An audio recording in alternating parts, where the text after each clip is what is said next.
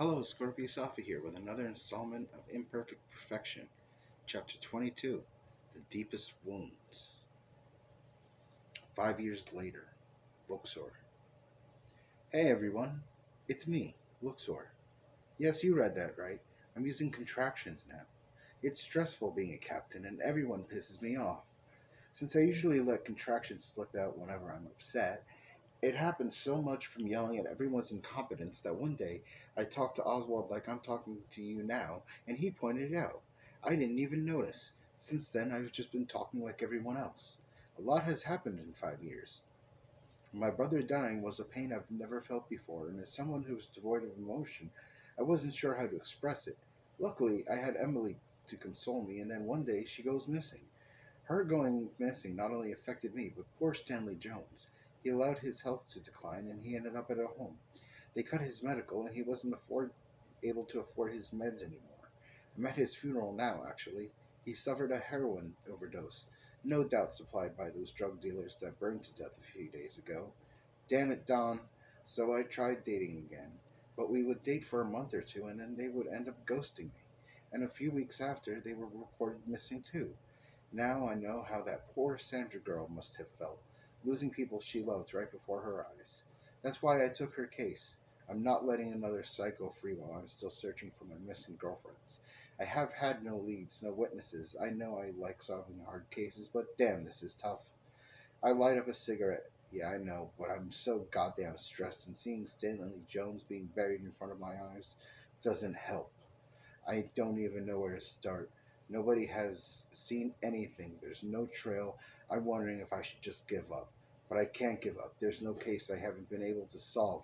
I solved the hardest damn case in the country. I could solve this one. But why my girlfriends? Obviously, someone's had a grudge against me. I've caught many a murderer. It could be any of them. Or perhaps I've even angered Don in some way. Yes, I am fully aware of his role in being in complete charge of the system. I've just turned the other way and focused on my work. Perhaps I should pay him a visit. Even if it's not him, he could maybe point me in the right direction. I tell the officer driving to stop by the prison before we get back to the station. We get to the prison and I'm cleared through and they get Don for me. Look, Stor, how you doing, buddy? Don asks. Hello, Don. This isn't a social call. I have some questions. Now, what could I have done that you'd want to interrogate me? What do you have against me? Me? Nothing. I think you're a damn fine captain. That's why I allowed your promotion to go through.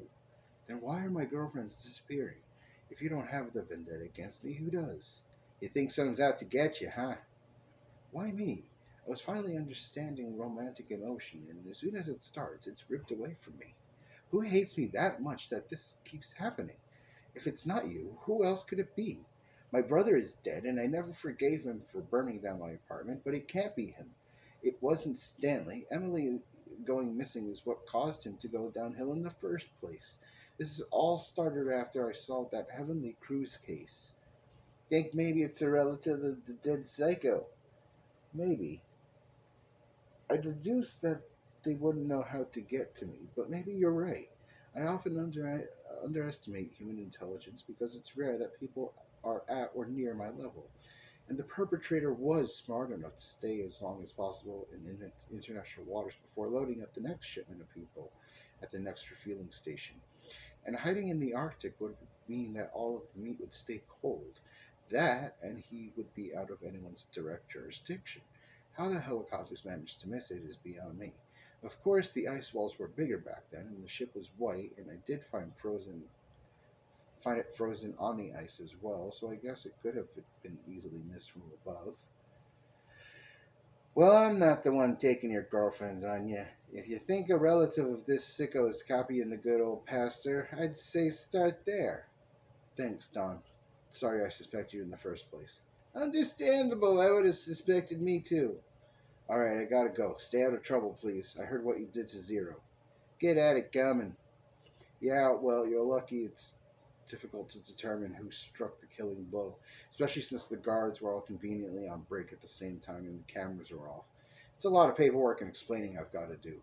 Sorry, pal. Now go get the son of the bitch that's taking you girls. All right, later, Don. One more thing. What? I gotta go. I read about Jones in the paper. I know he was your first partner.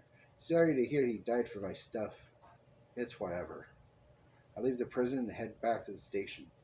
I go over my case again. Emily Stevens, Patricia Smith, Marian Hernandez. Hattie and Mary both ghosted me a month after we started dating. Not long after, they were reported missing by their parents. When I talked to the parents, they told me that she was going on a date with me and was never seen again. And my text conversations confirm that. Perhaps it is someone within the department, keeping track of my phone records. I do remember going on a date with them the night they disappeared, but I remember taking them home, getting intimate, and the next morning when I awoke, they were gone. Emily, on the other hand, we were dating longer than a month before she disappeared. But she didn't disappear until after I had solved that boat case, so it has to be a relative of the killer I caught. Perhaps working with inside the department, I am going to put an internal investigation and try to discover any discrepancies. I checked the killer's family tree and I cross-referenced anyone working within the department and found nothing. However, he does have a niece and nephew who live in the city. I found out where they live and where they work, and me and Oswald tracked them down. Nancy Molesky, I ask a woman who fits the description. Yes, what can I do for you? She asks. Do you know who I am? You were that cop that was in the news a long time ago for busting some cases. I don't remember what for. Does the name Mark Wilford sound familiar? Yeah, he was my uncle, but we weren't allowed to talk to him. Why not?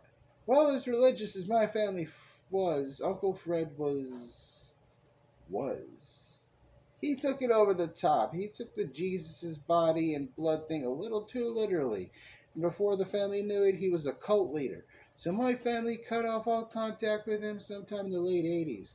I was just a toddler then, don't remember much myself. So you resent that I solved the case of the missing heavenly proofs? No, I'm glad to see those people were found, even if they weren't whole. Thank you for your time. We are looking for your cousin, Todd Wilford. Do you know where he could be? He was neither in his place of residence or his place of employment.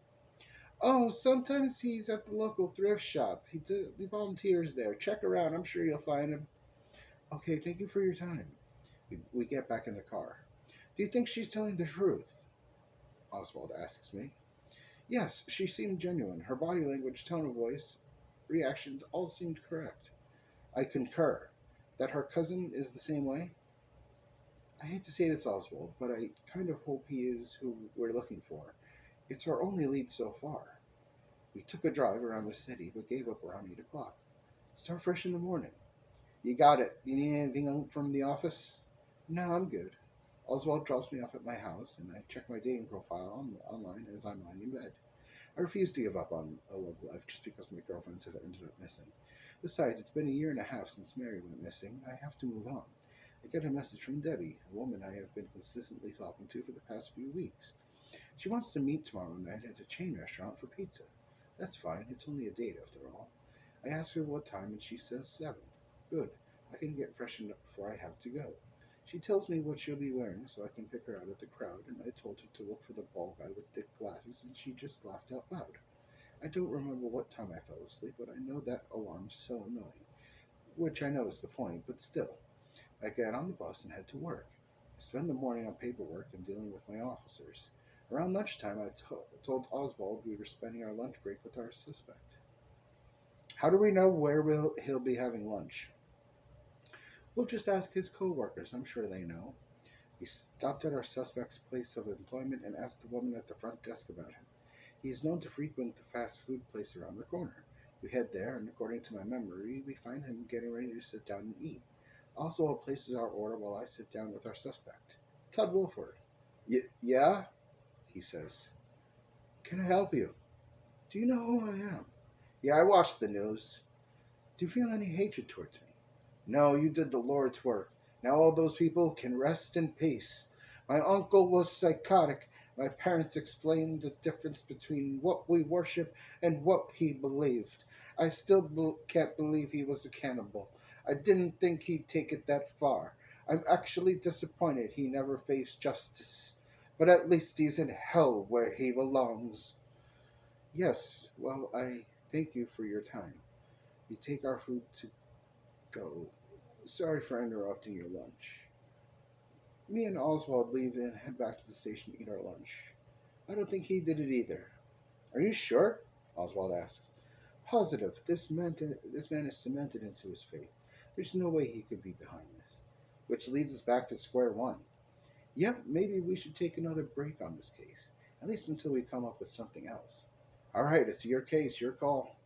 I just feel as I owe these women that I need to get justice for them, and not just because of my emotional connection. Actually, it's your emotional attachment. You really should give this case to someone else. No, I can't. It's my fault their lives were endangered in the first place. But why? You got me. Curse my constant need to be continuously to challenge myself. What? I want to figure out everything all the time. I'm smart. I should be able to crack this case already. I understand the frustration. Exactly. The rest Exactly. The rest of the day goes along as usual, and I leave at around 6 o'clock. I get on the bus and head home and get ready for my date. I message her to make sure we're still meeting, and she confirms. After getting ready, I get on the bus and head to Palace. I'm not sure, but I think I see her sitting down already. I approach the woman. Debbie? Luxor? She asks. Affirmative. Oh, good, I got it right. You look exactly like your picture. As do you. I'm actually relieved. Do you know how many guys have like 15-year-old pictures on their profile? I've been on dates with guys who are way older than they said they were. I was worried about the same thing. You know how it goes these days with filters and such. Well, we agree on something. That's a good start. Yes, yes, it is. So it really is you. Pardon me. I recognize you from the news. You're kind of famous, in case you didn't know. I've actually only just started noticing. I don't talk to a lot of people. So what do you do for work? I'm a store manager, nothing fancy. Are you intellectual? Well, I did go to college for medicine, but I ended up burning out and I'm currently taking a break. Just a year or so, and then I'm going back. What's your ultimate goal? I want to be a doctor. I've actually been considering that as my next career. Next career? Yes, I don't plan on staying at my current job forever. In fact, I've done it longer than I originally anticipated, and I'm stuck in a hard case, and I don't plan on leaving until this career until I solve it. Wow, you actually want to do multiple careers? Yes, my intellect is incredibly high. I have a large skill set. Currently, my skill is law, but as a child, I was interested in science. The reason I joined this career was to understand the human mind and emotions more, because that was something that had always baffled me. Why people act the way they do. Sure, I could have gone into psychiatry, but I find the criminal mind fascinating, and I wanted to be on the front lines for that. Wow, that's incredible! Thanks. So have you lived here your whole life? Sure, have you? Yes, even though we were always on the road, this was always home base. You spent time on the road as a child? Yes, my father is, or was, a famous musician. Oh, who? He was the lead singer and guitarist of Chronic State. Oh, I've heard of them. I'm not really a fan of their music. It's fine, neither am I. Really? Sounds hard to believe, but yes, I'm not a fan of my father's music. Yeah, in my opinion of them is definitely worsened after the drummer was all over the news. Yeah, I don't want to talk about that. So what's a pretty lady like you doing single? Oh, I just had bad taste in men, I guess. I always ended up used and abused. It's a story I hear often. As a cop, I'm sure you do. That and my dating life. It seems more common than not. Yeah, it's pretty disgusting. I just wish I didn't feel so damn hard. I cannot relate. I'm just beginning to understand. And every time I get into the groove, I end up ghosted. Oh, that's so horrible. Yeah, but what can I do but move on? Well, I think you're nice. Maybe the two of us will end up working out. I sincerely hope so. All in all, it was a pretty good date. And that concludes this chapter 12 of the book entitled 3. If you like the story so far, please subscribe.